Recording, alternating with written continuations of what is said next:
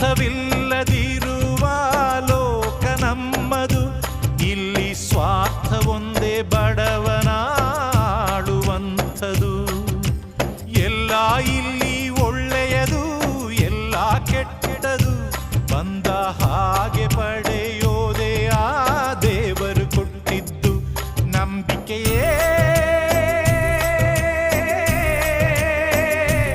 ಇಂಥ ಊರು ಬಿಟ್ಟವರ ಕಾಯೋ ಊರುಗೋರು, ಆದರೆ ಮೂರು ಬಿಟ್ಟವರ ಮುಂದೆ ಬೂಡ ಮೇಲು.